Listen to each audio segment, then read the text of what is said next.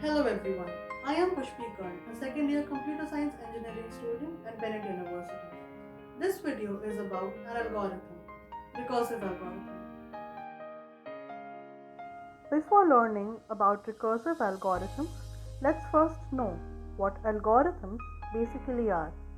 Algorithm is an abstract computational procedure that takes as input value and produces as output value. There are basically six types of algorithms: recursive algorithm, divide and conquer algorithm, dynamic programming algorithm, greedy algorithm, brute force algorithm, and backtracking algorithm. In this video, we will be mainly focusing on recursive algorithm. Recursive algorithm is defined as the process in which a function calls itself directly or indirectly. The basic idea is to represent a problem in terms of one or more smaller problems and add one or more base conditions to stop that recursion. Suppose we need to find the sum of first n non-negative integers recursively. Here's a couple quick examples of inputs of this function to give you a sense of what we're trying to implement. First step in solving a recursive problem requires us to ask ourselves what is the simplest possible input for the function.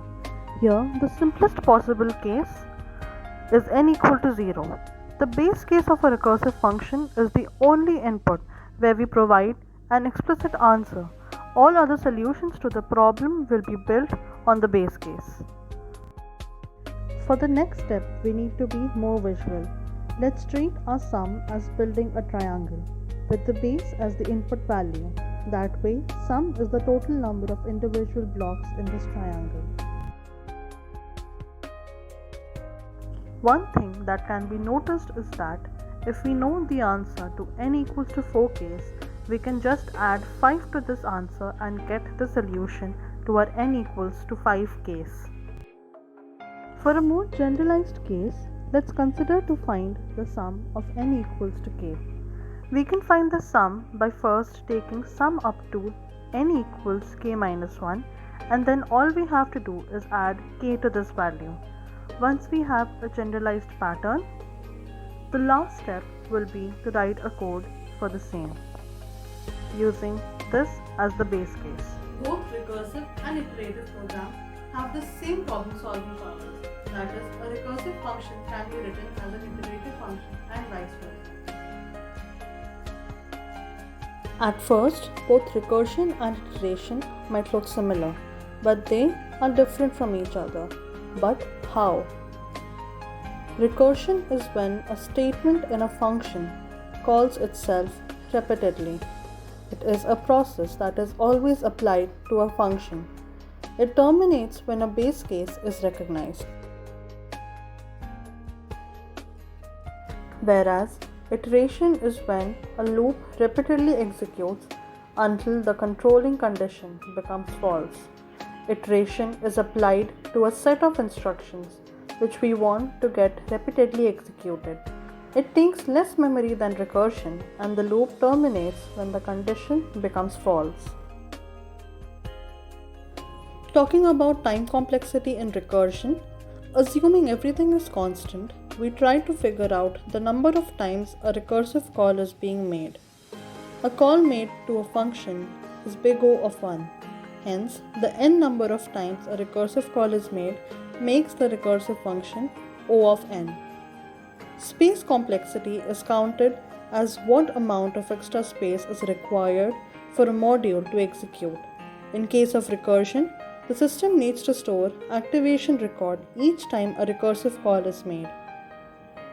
Hence, it is considered the space complexity of recursive function may go higher than that of function with iteration. Till now we have studied what recursive algorithm is all about.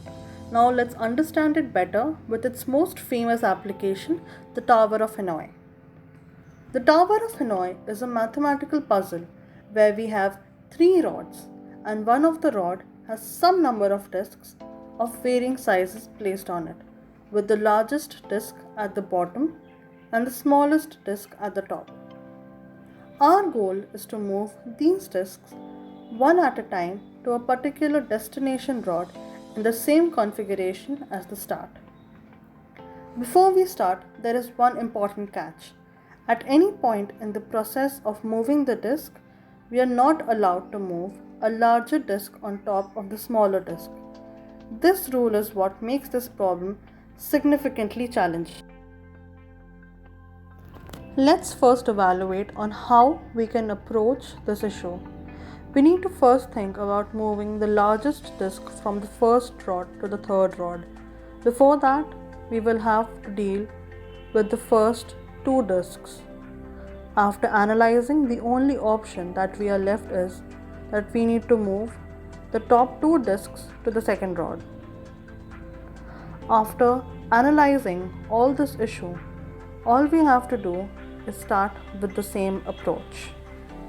So, to move the top two disks, we have to first move the smallest disk to rod 3, after that which we move the middle disk to rod 2, finish up the subtask by moving the smallest disk to rod 2, and now we are free to move the largest disk to rod 3. So now the next thing will be to move the top two disks from rod 2 to rod 3, and to achieve this we have to move the smallest disk from the second rod to the first rod. To get another way, we have to move the middle disk from the second rod to the third rod, followed by the final step to moving the smallest disk to the final destination rod, and there we are. We just solved the Tower of Hanoi for 3 disks. Let's understand the problem of Tower of Hanoi with the help of this code. First, we define the function Tower of Hanoi with the following constraints, where n represents the number of disks to be moved, from rod represents the rod where the disk is present, to rod is where the disk is to be moved, and aux rod is the auxiliary rod, that is the rod which is remaining. Here in the main function we can see the base condition, where we are simply using 3 disks right now. This if function is if only one disk is to be moved, or we can simply use the subtasks recursively. At last, to conclude, I would like to say that recursion is a very elegant way of solving problems, and all algorithms lend themselves to recursive solutions. Thank you for watching.